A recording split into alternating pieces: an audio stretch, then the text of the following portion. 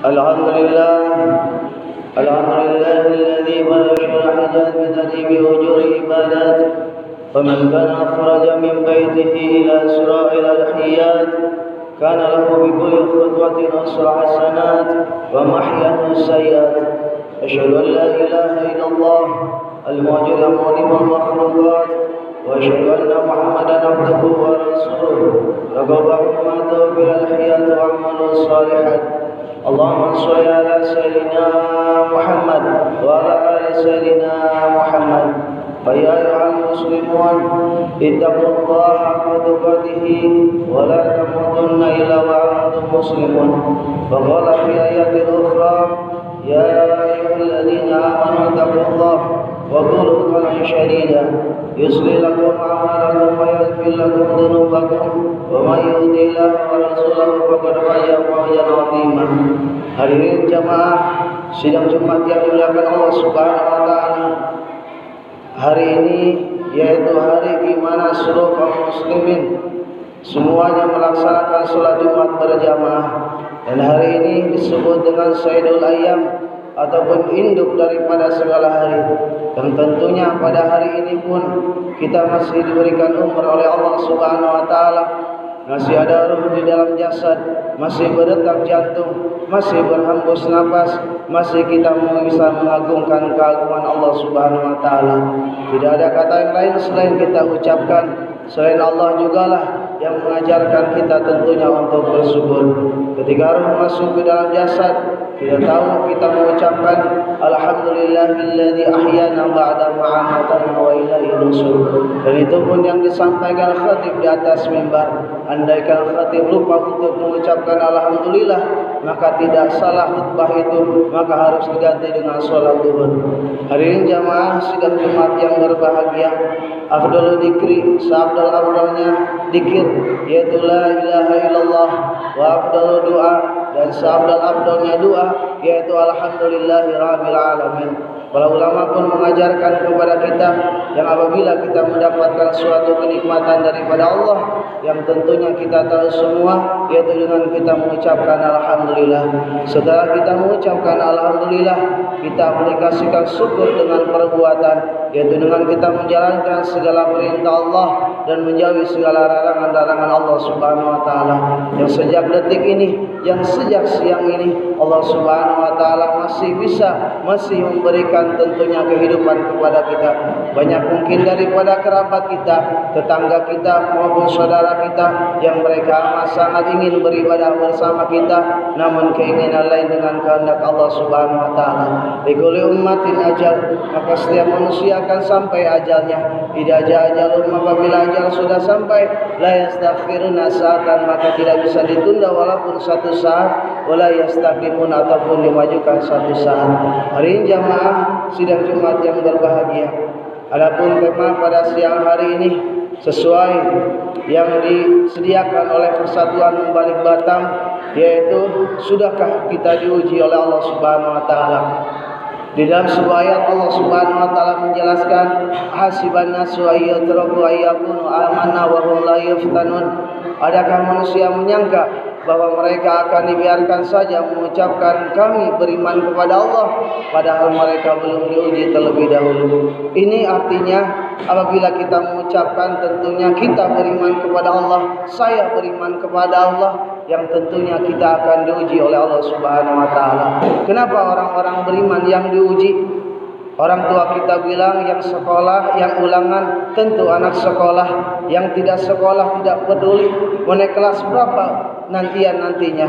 Yang diuji justru orang-orang yang beriman kepada Allah Subhanahu wa taala. Semakin kuat ia memegang agamanya, semakin besar juga Allah Subhanahu wa taala akan memberikan ujian kepadanya.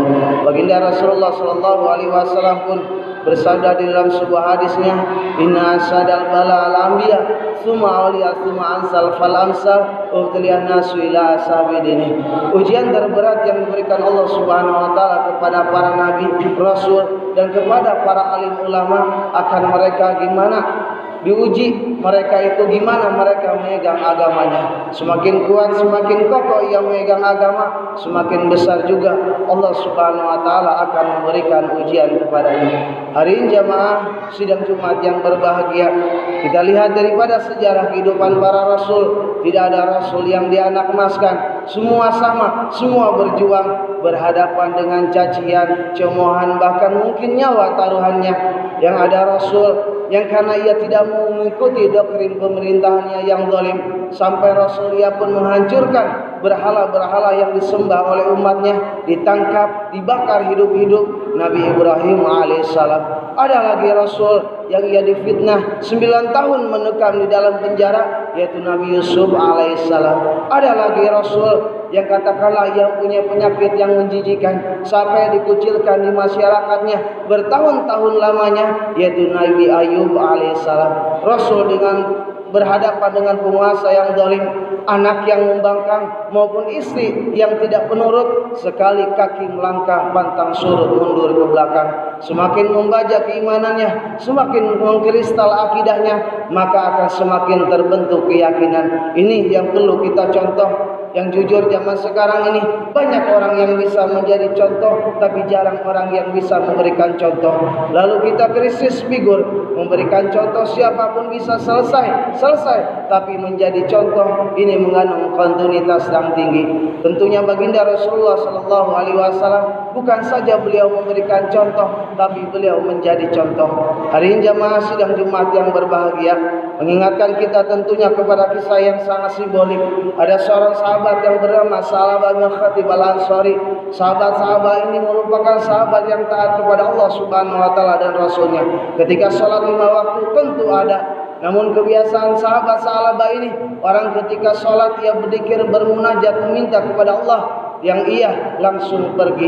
Yang tentunya baginda Rasulullah Sallallahu Alaihi Wasallam pun heran, yang ia memanggil daripada sahabat Sa'labah ini, dan baginda Rasul pun bertanya kepada sahabat Sa'labah ini. Apa kata baginda Rasul?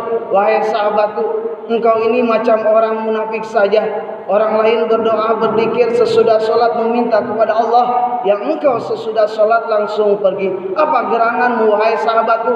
Gini ya Rasul, kata sahabat Sa'labah, saya ini orang miskin ya Rasul. Sarung yang saya pakai ini ya Rasul satu-satunya. Sedangkan istri saya menunggu sarung yang sedang saya pakai ini, yang apabila saya kelamaan di masjid. Sedangkan istri saya menunggu sarung yang saya pakai ini, yang tentunya istri saya akan ketinggalan sholatnya.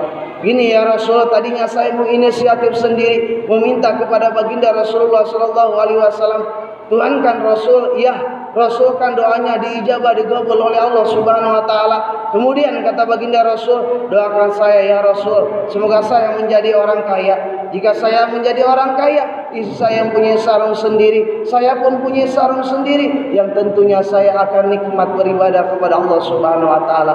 Apa jawaban baginda Rasul? Qalilun tuadi syukru khairu min katsirin la tuqihu. Sedikit kamu syukuri itu lebih baik daripada banyak kamu tidak bisa membawanya. Hari ini jamaah yang berbahagia, daripada hadis baginda Rasul perlu kita hayati. Kadang di dalam kehidupan ini kita menginginkan sesuatu yang tidak terbatas, padahal kemampuan kita terbatas. Jika seumpamanya kita cangkir, mengapa harus meminta air 1 ember?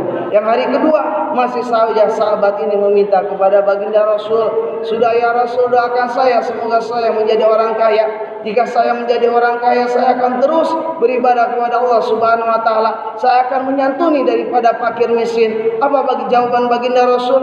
Kamu lihat di dalam kehidupanku, aku kaya atau miskin. Hari ini jamaah yang berbahagia, dengan jawaban baginda Rasul, sahabat ini pun terdiam. Di dalam kehidupan baginda Rasul yang serba sederhana, namun baginda Rasul tidak melarang umatnya jika ia ingin menjadi kaya, sepanjang kekayaan itu bisa menunjang ibadah terhadap Allah Subhanahu wa taala. Hari ketiga, sahabat-sahabat ini masih saja meminta kepada baginda Rasul dengan begitu banyak rayuan, janji. yang tentunya hati baginda Rasulullah sallallahu alaihi wasallam pun luruh dan mendoakan daripada sahabat-sahabat ini. Allah marjuk sahabat, ya Allah berikan rezeki kepada sahabat yang ketika sahabat mau pergi, baginda Rasulullah sallallahu alaihi wasallam menghadiahkan seekor kambing yang sedang mengandung. Lama kelamaan kambing ini pun beranak, 1, 2 sampai banyak, dan tentunya kesibukan sahabat pun semakin banyak juga, sampai baginda Rasul pun tidak melihat sahabat ini sholat berjamaah bersama baginda Rasul. Baginda Rasul bertanya kepada seorang sahabat, wahai sahabatku, mana Sa'labah? Ya Rasul, sahabat Sa'labah sibuk ya Rasul. Sahabat Sa'labah tentunya banyak pekerjaan ya Rasul. Apa jawaban baginda Rasulullah sallallahu alaihi wasallam? Ya wailak Sa'labah, sungguh engkau celaka Sa'labah. Hari jamaah yang berbahagia, yang ketika miskin biasa-biasa saja, sahabat ini merupakan tentunya hamba Allah subhanahu wa ta'ala dan Rasulnya, yang ketika Allah subhanahu wa ta'ala memberikan kekayaan yang sedikit, ia lupa terhadap Allah subhanahu wa ta'ala dan Rasulnya, yang tentunya jelas janji Allah, jika kita bersyukur maka Allah subhanahu wa ta'ala akan menambah apa yang kita syukuri.